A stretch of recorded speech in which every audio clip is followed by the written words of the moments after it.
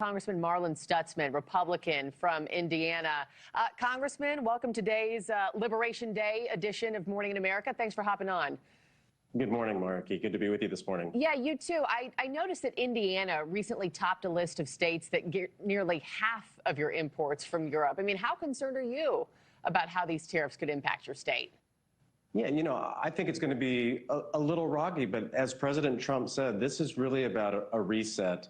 America has been getting ripped off. I'm in the agricultural space and manufacturing space, and the ag folks are probably a little more concerned because they don't know exactly what that all means for agriculture, but I know for manufacturing, I'm hearing from auto manufacturers, hearing from steel companies, that these tariffs are going to be helpful and that they're already seeing a spike in orders.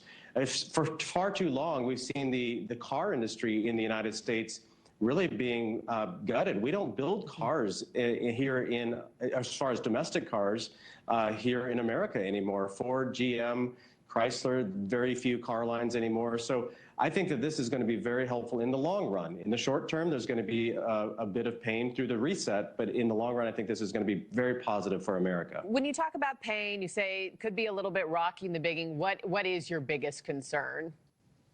Well, just the transfer of, whose liability is going to be paying for product. Let me give you an example.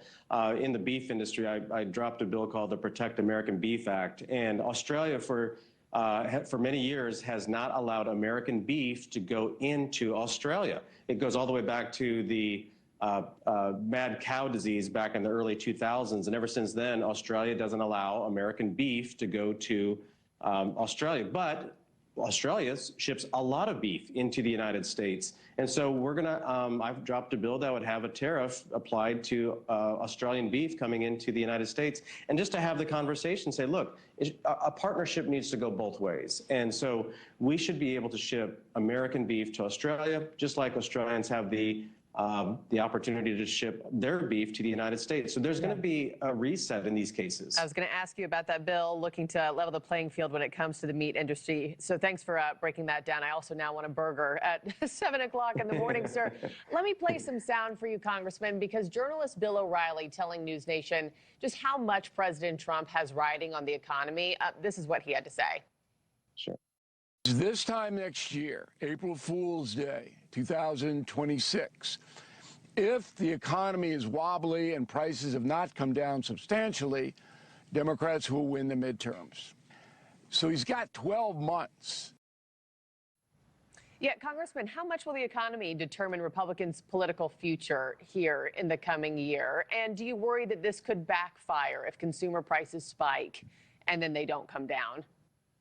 Well, we know inflation over the last 4 years has been dramatic. I mean, the economy is not good now, and that's not President Trump's fault. It's not Republicans' fault. We've inherited a real mess. The federal government's budget is out of balance. We've got $36 trillion of debt. I mean, Ray Dalio is coming onto Capitol Hill saying, you guys need to fix the federal budget, and that's going to, if we do that, then we can, that'll help stabilize the economy. Tariffs is going to take a little bit of time. I think, 6 months to a year is going to take the time needed to be able to reset and flush those pieces out. But also the other part is there's going to be deregulation. We're going to, keep the Trump tax cuts in place, and we're going to see an energy production spike again. And those are all going to be beneficial to the economy as well. So this America First agenda is really laid out well by the president, and today is where he's enacting it, and I'm excited to see how it happens. But at the same time, we do know that's going to be some rough spots along the way. Yeah, a lot of questions. We'll see what today has in store, and then we'll debrief tomorrow. Congressman Marlin Stutzman, thank you so much, sir, for your time this morning.